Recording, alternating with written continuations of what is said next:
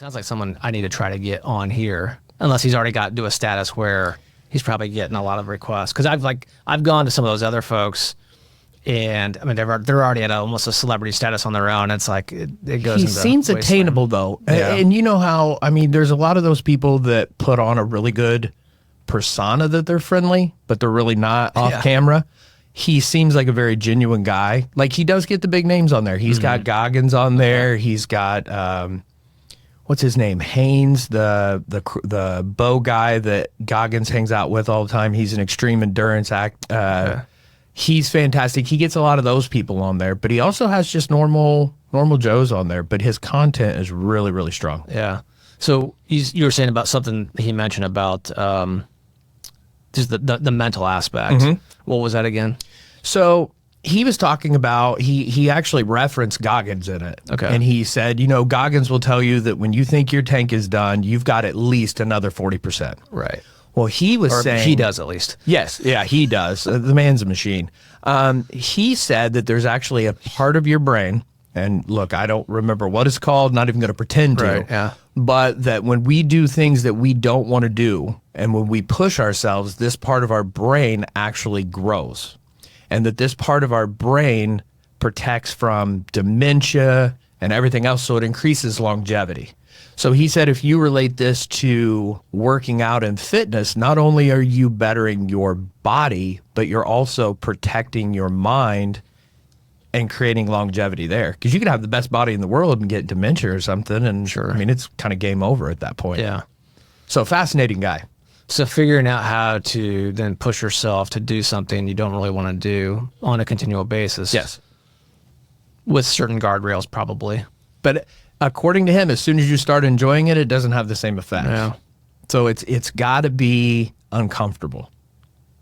I had a root canal today. I didn't want to do that. Does that help? You probably, you wit. So yeah, you probably grew your brain some today. Yeah, that'd be great. At least my pain threshold again. Nothing worse than a root canal. Yeah. So if you guys see me drooling a little bit today, you know why. It's not normal. Promise. All right, cool. That's interesting. So I'll look up Andrew Huberman. If you're watching, Andrew, you're probably a regular watcher, listener of our podcast. If you want to join us sometime, Dan and I would love to chat with you. Oh, I'm coming back for that. Okay, one. Perfect.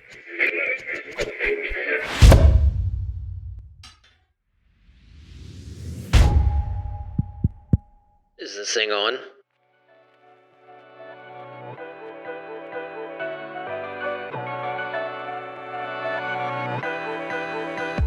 Hey guys, welcome back to another episode of the Summits Podcast. Thank all of you guys for joining us from wherever you get your podcasts, or if you're joining us on the Heroes Foundation YouTube channel, thank you for tuning in. If you are on the YouTube channel and you haven't hit that subscribe button, please do so. It won't cause any pain. Maybe get you out of your comfort zone. You'll have some brain growth by just clicking it. It takes 2 seconds. And if that happens, then you're welcome.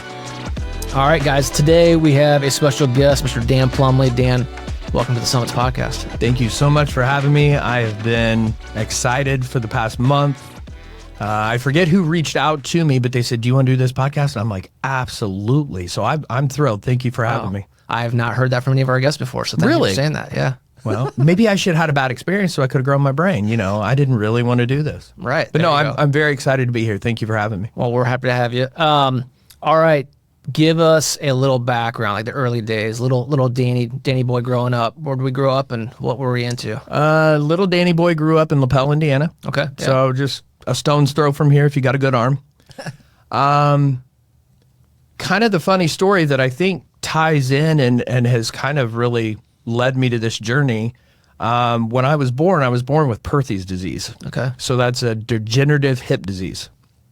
So at age 2, I was complaining about my knees all the time. And I guess my parents took me to doctor after doctor after doctor. They couldn't find anything wrong with me. They ended up taking me to an amazing place, the Shriners, and they diagnosed me with this Perthes disease.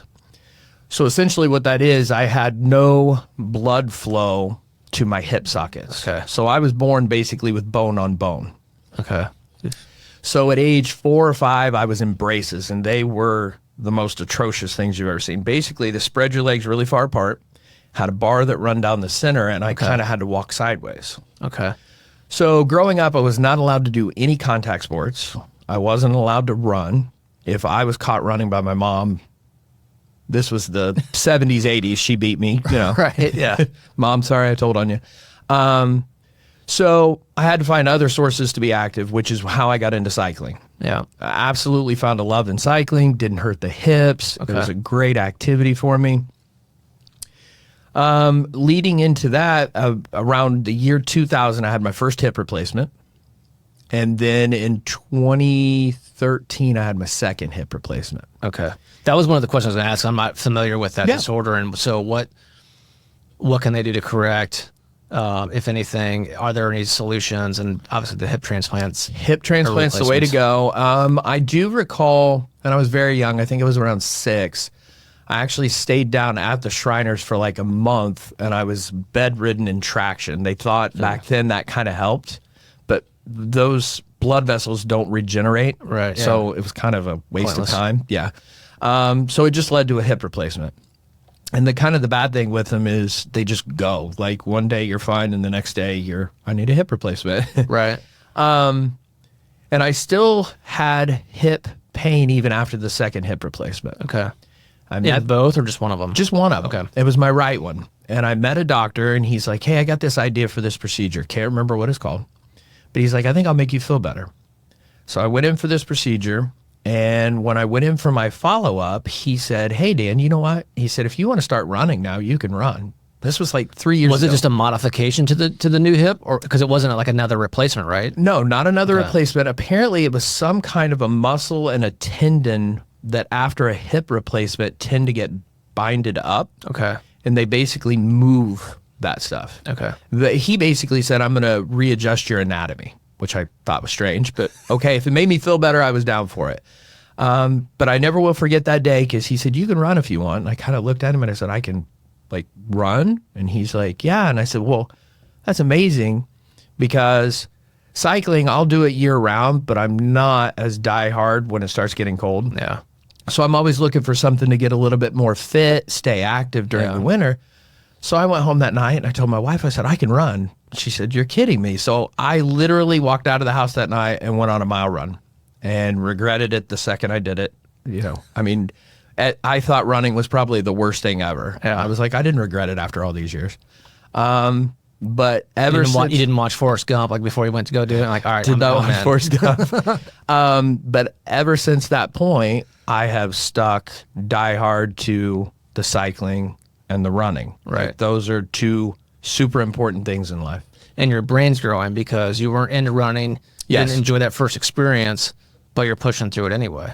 I think you're right. Perhaps. And for me, cycling is such a passion that, let's say I'm going to get up at 5 o'clock in the morning to go cycle on a Saturday. Yeah. That doesn't bother me. Like I'm almost excited to get up at 5 a.m. to go cycling. Right.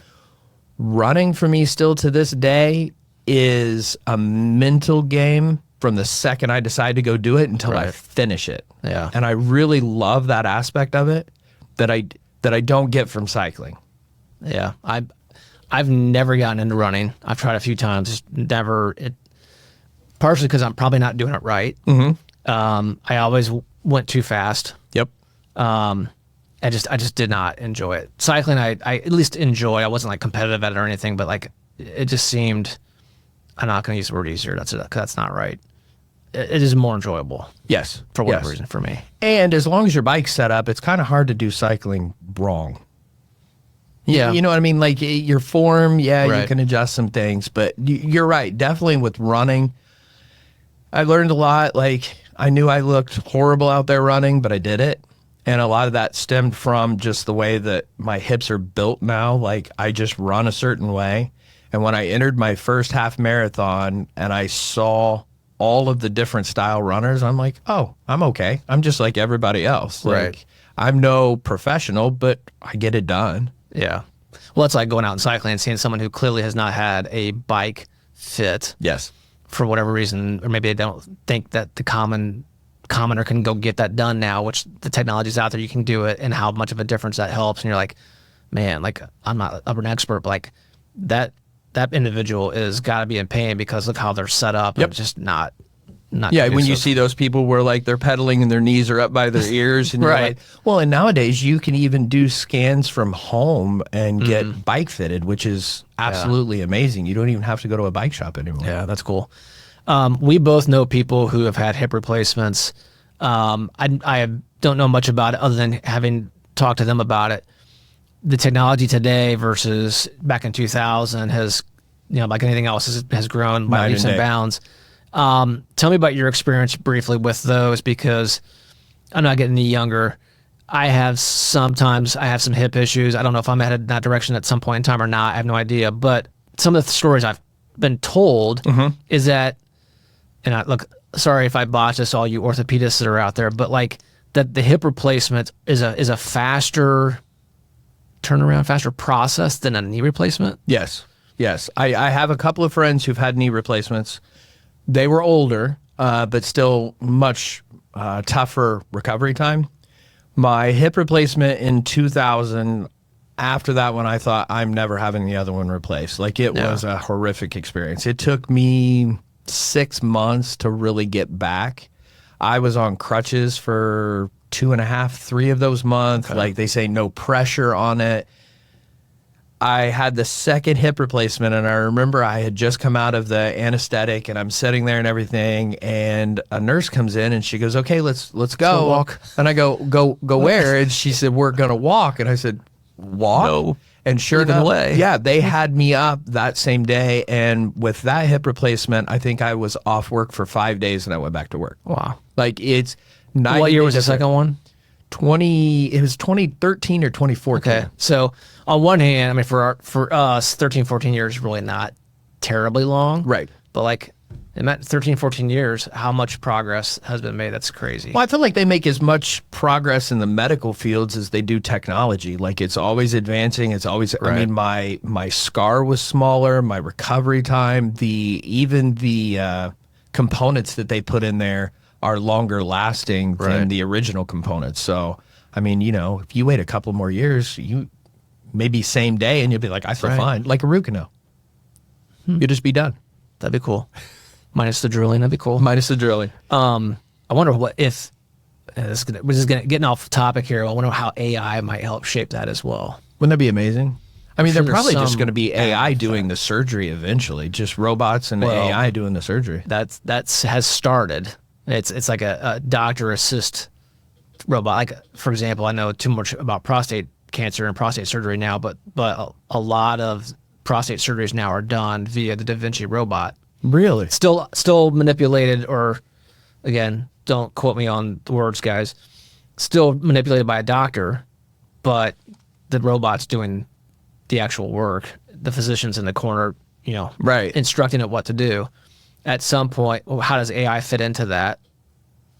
Unbelievable. Now, see, I love AI. I do. I'm not the Terminator fear AI guy, but I still want a doctor involved somewhere. Sure. Just at least present and keeping an eye on things. And I think, I mean, if not for nothing else, legality purposes and all that will probably be the case for the foreseeable during our lifetimes, I'm sure. Absolutely. But as I say, we shall see. All right, so both hips are replaced. You're cycling regularly. You're actually doing some running. Yep. Where are we now? We're now, let's say we're 2015, 2020. Where's Dan at now? Dan's here in Indy? Yep, Dan. Yeah. Well, believe it or not, I met my wife. We got married young. She was 18 and I was 20. Okay. She lived in Tipton and I still lived in LaPel. Yep. She came into LaPel visiting friends and family, fell in love with the community. I kind of wanted to branch out and explore, and she's like, I want to raise our son in LaPel. So we bought a house, and I've never left LaPel. So, yep, still in LaPel. Had some I call him friends now. I sold a bike on Facebook Marketplace. He came and bought the bike. We became friends on Facebook. He lives in downtown Indy. Okay. And he talks all the time about how jealous he is of my locale because of the cycling and the running around there. Right. So, I go out on the country roads and I can go hours without seeing another car on a lot of those country roads, which makes it great for cycling and running. 100%. So I love it around there. Community's amazing, very friendly environment. I wished I could get more runners in that area. There's probably only maybe like 2 or 3. Okay. But someone who actually rides for Heroes lives 3 doors down from me. Oh, really? Yeah, Jeff Mason. Oh, okay. Yeah, he lives 3 doors down for me. We have yet to ride together, but I see like he's either going when I'm coming or coming when I'm going, and we just don't connect up half the time. But it's kind of cool, you know, small world. He just lives 2 doors down. That's Indy. Even in Lapel, it's still only 2 or 3 ways back to Kevin Bacon like it is in Indy. Exactly. It's amazing. All right, so where are we? I know you have a past work life with the Indianapolis Colts. Briefly explain what you did for the Colts. Sure. I ran their digital department, so I was director of digital, which kind of morphed over the years. Originally, I was just over the website, and then when we kicked the mobile app out, I was in charge of the mobile app. Yep. Then I was working on in-stadium integrations for the mobile app. And then at one point, I had the writers, the photographers, and all the graphics designers worked under me. So we did all of the sponsorship, activations, whether that be in stadium or social or mobile. So I did that for 12 years, and pretty hectic lifestyle. You're on the go a lot. And I remember the last year I was there, my wife said, hey, I want to buy a camper because I want to start going camping on the weekends. I want you to spend more time with me and your son. So we bought a camper from Walnut Ridge RV. And why, Todd, I don't understand why I decided to start a YouTube channel, but I thought, hey, it'll be fun to start a YouTube channel where I not only cover our adventures, but also maybe highlight other campers. Okay. So I got a hold of the owner of Walnut Ridge, and I said, hey, do you mind if I come here and shoot content? And he's like, doors wide open, which why wouldn't he? You know, it's good advertisement for him. As long as you get our son in every shop, we're good. Right. Make sure you mention Walnut Ridge. And then I would say over the next course of about a year, he and I started kind of flirting with each other about me working there. He would say, you know, you should come work for me. And then like a week later, I'd be like, hey, I should come work for you. And one day he called me up out of the blue. He said, hey, could you come by the office and meet with me? I said, yeah, sure. So I sat in there and he said, I want you to leave the Indianapolis Colts and come work for an RV dealership. And I thought, oh, we've been teasing about this for a while now. Right. Went home, talked it over with the missus, and was like, you know, the biggest thing that I think the hurdle was purely a mental thing, and it was prestige. You know, like I go to any doctor's office or anywhere, and I'm like, oh, I work for the Indianapolis Colts, and I'm instantly in. Yeah. You go to a doctor's office, you say, I work for an RV dealership. They're like, oh, okay, good for you. Right. But I love the Colts. I love everything I learned there. I love the experiences, the people, everything else. But it was the best personal move for me.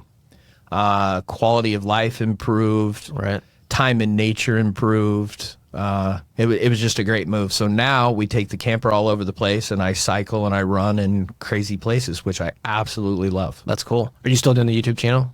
Yes. Okay. Yes. Now I'm up and down. So as my role has kind of grown at Walnut Ridge, so I'm our chief marketing officer. Okay. But I'm also our chief experience officer. So over the past year, we've put an extreme emphasis on customer experience. Yeah. And those two things keep me so busy during the day that it's a little hard to break off and go shoot the content. Sure. But when we do take trips, I definitely shoot it and put it up on the YouTube channel. It's no retirement income, but it's certainly an enjoyable thing to do. That's the key thing is if you like doing it, that's priority number one. All right, well that's cool. Dan, let's talk about what your cancer story is. Oh, which one? And it really ties into the running stuff I'm doing right now, honestly. Yeah. Like I told you, when I first got into the running, you know, a mile was a struggle. Sure. Now I'm doing 18 plus miles, and July I'm doing a ultra. And then my hope is... And when you say ultra for us non-runners, is that 50? 50K. So I'm hoping for, what is that, 32 miles, something like that. So above a marathon. And then in December, my goal is to run on a treadmill for 24 straight hours. Which is crazy. Everybody tells me I'm crazy for it. Don't mind me, but the first thing that goes through my mind is, why? Yes. Everyone asks that, including my wife and everyone else. My tooth doesn't hurt so much right now because I'm thinking about that. I'm like, that's going to suck. Well, so, and I'll get to the cancer story, I promise. No, you're fine. During the summer, I have figured out, I couldn't figure out how to balance cycling and running both. There's not enough hours in the day. Yeah. So what I do is I get up in the morning, I go to the gym, I work out, I run on a treadmill, and then in the evenings I cycle. Okay. So it works out perfect. And one day I was on the treadmill and I was like, I wonder what it would be like to stay on this for 24 straight hours. And then I had that goes back to that story about mental. Yes. Yeah, it really does. Because whether you're on a treadmill, running, walking, whatever, or on a bike trainer in the wintertime, same sort of thing, like it becomes very mental. Yes. Because it's, at least in my experience, so easy to, after 10, 15 minutes, you make that mistake of like looking at your watch, or you don't have other things to kind of distract you because you're not going anywhere. You don't have like just... Yeah. You're looking at the same walls or the same TV show. It's mental. It is 100% mental. And then I had already had a relationship with Annie with your foundation, and I hit her up and I said, hey, what if I did this 24-hour stupid thing and I did it to raise money for you guys? And she was like, that's not stupid.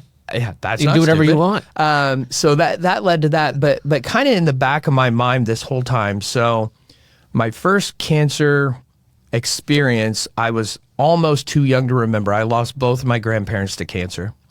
I lost my grandfather to first, and then my grandmother about 6 months later.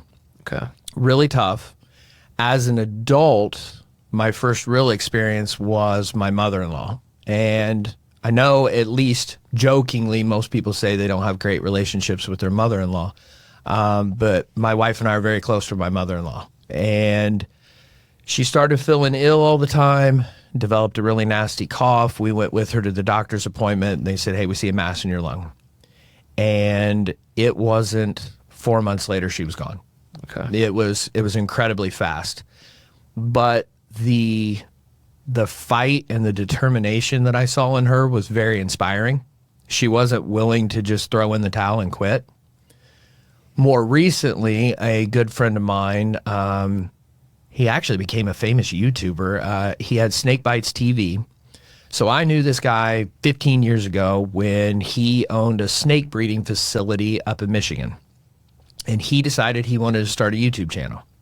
And he hired a film crew and just started filming. Mm-hmm. And his wife was ready to divorce him, I don't even know how many times.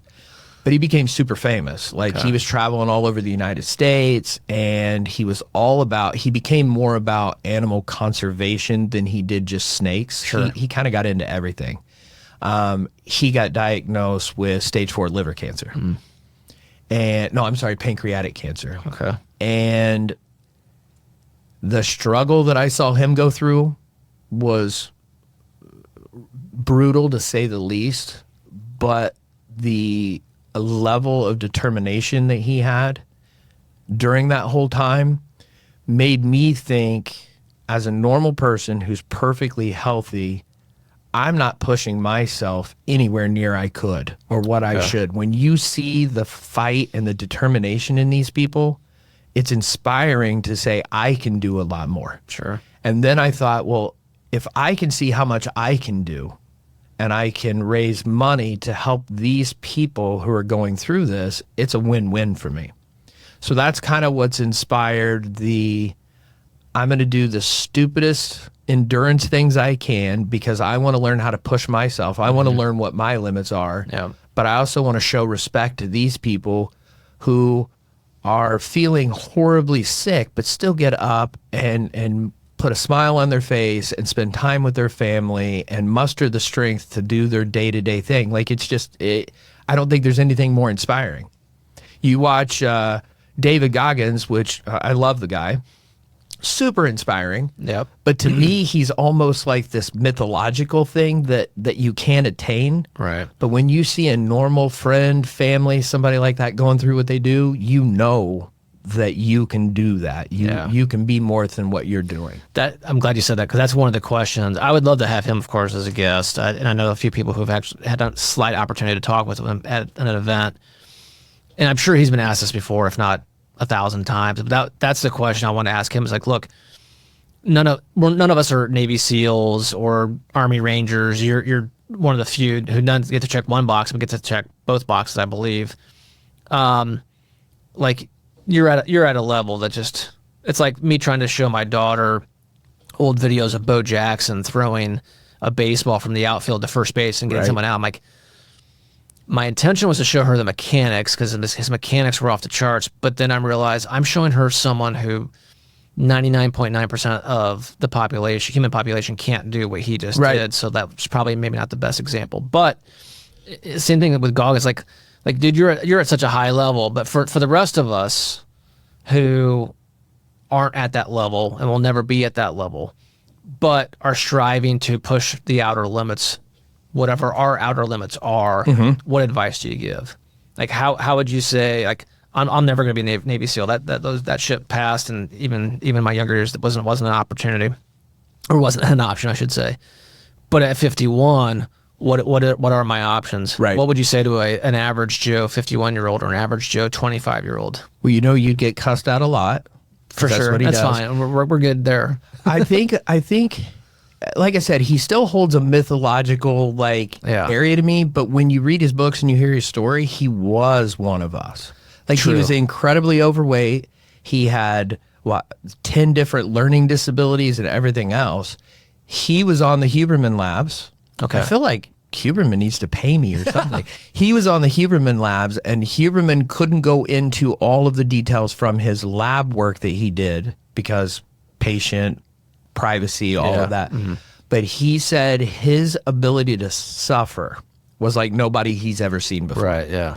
But when you ask or hear Goggins talk, Goggins says anybody can do that. But I don't necessarily agree with that. I think it's a good motivator to say that I can suffer more than I am. Right. But to your point, he's superhuman. I think his underlying message is we can all push ourselves farther than we think we can. Yes. You may not be a Goggins, but you can be better than you are right now. And you just have to figure out what is that, or what is the process for doing that, pushing yourself beyond the limits that you think you have. Absolutely. Between this 4 inches, 6 inches, whatever. Even, we were talking about running on a treadmill. You've got a million reasons in your mind to stop. I even have it on the road, especially this event that I'm doing at Butler. It's the Dream Endurance, 8-hour Dream Endurance. So you just run for 8 hours, but it's a loop. So I've been practicing at home doing loops. Inside or outside? Outside, okay. In July. Okay. I've been practicing the loops at home, and it really is such a mental game, because every one of those loops, when I come back to the house to get a drink, and I try to keep it a brief stop, it's like, well, the yard needs mowed, or my wife wants to go do this, or basically anything other than what I'm doing. And then it's such a sense of pride once I take back off that I know that I've went and done this again. You know what I mean? And I feel that I probably should do a better job of documenting it, because I truly feel like I am the average Joe. 2 hip replacements. I'm 46 years old. I didn't start running until a couple of years ago, but I don't think I'm anybody special. I'm just going out and trying to make myself better. Well, I agree, but you have a story to tell. It's true. Which is what we're doing here, but I think you also have a story to tell with that event. How you choose to tell the story is up to you.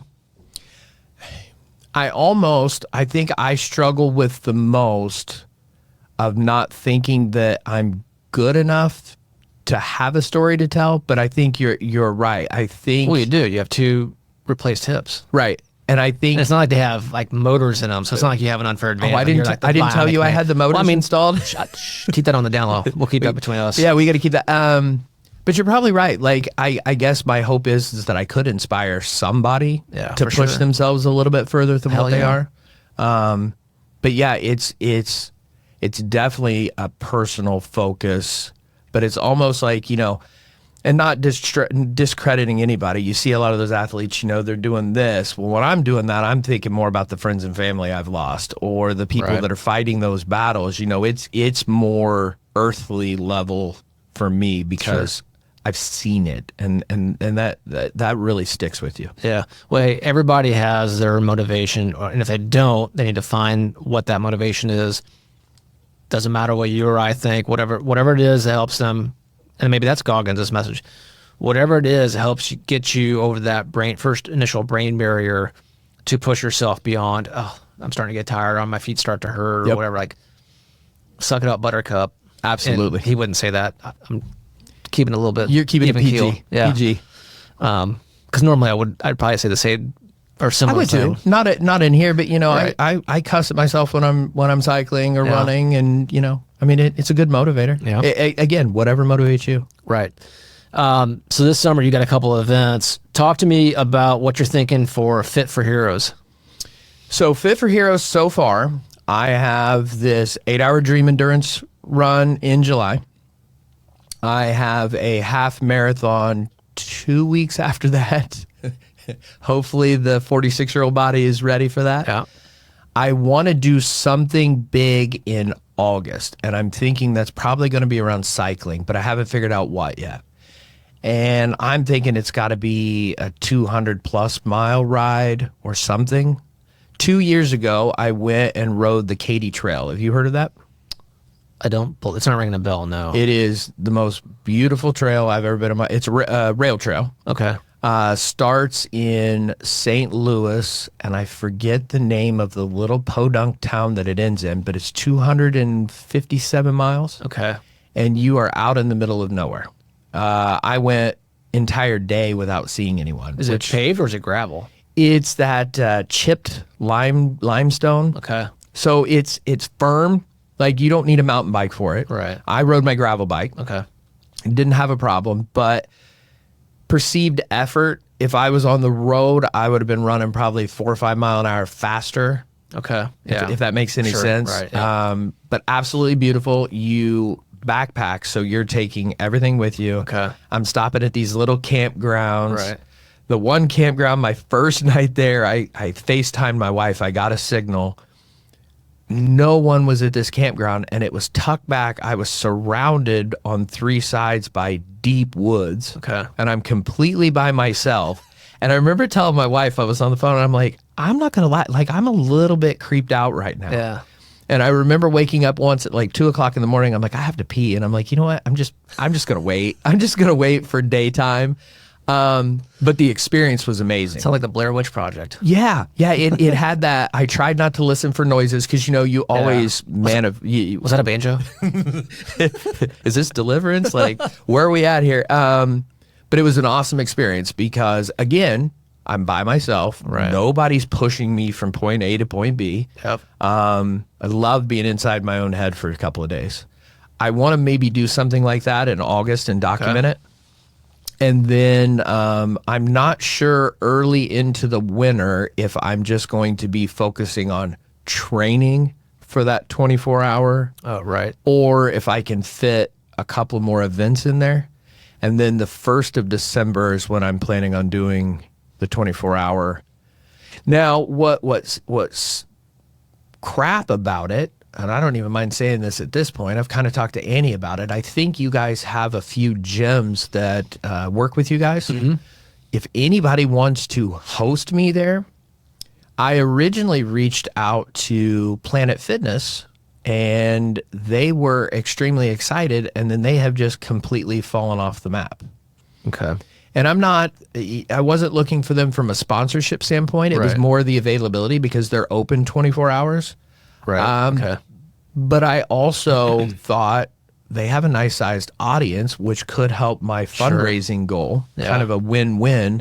But they have completely fallen off the map. So I'm actually looking for.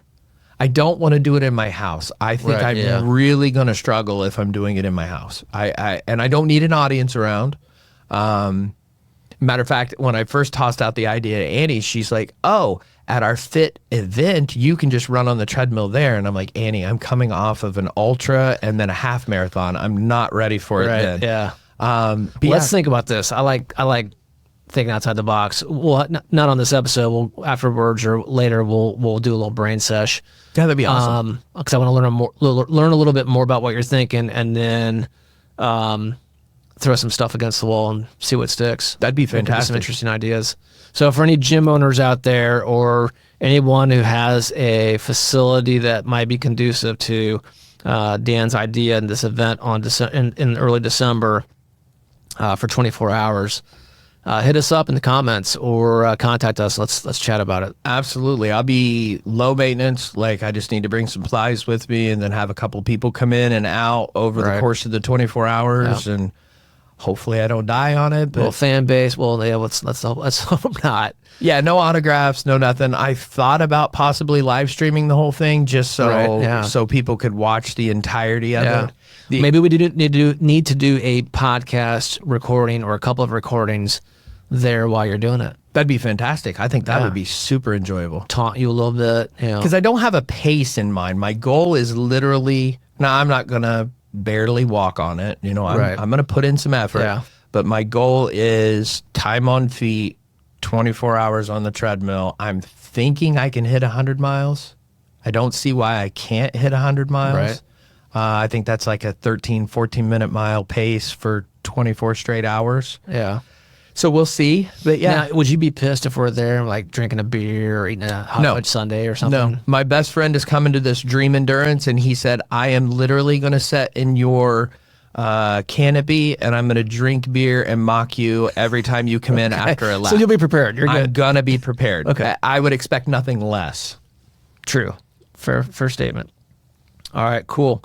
Well, Dan, thank you for joining us. Appreciate your time today and sharing with everybody who watches this podcast, which are in the millions for sure. Oh, I'm sure. About a little bit about yourself, and then more importantly, not only your cancer story or stories, but what you are doing to kind of take those stories and inspiration and turn it into something positive. We really appreciate it. Hey, it was my pleasure. I really enjoyed it. Anytime I can talk about myself for 30 minutes, I mean, why not, right? But no, I really enjoyed it, and I appreciate the opportunity. I anything we can do to get more voices out there about it is a positive for me. Agreed. And I look forward to talking to you more about the event in December and how we can help you with that. Sounds great. Awesome. All right, guys, that's it for this episode of the Summits Podcast. Thank you all for joining us from wherever you get your podcasts, or for those of you watching on the Heroes Foundation YouTube channel. Thank you for tuning in. We appreciate it. Don't forget, hit that little notification bell icon so you can be alerted when new episodes like this one drop, and you won't miss a beat. And until then, guys, don't forget, beat cancer.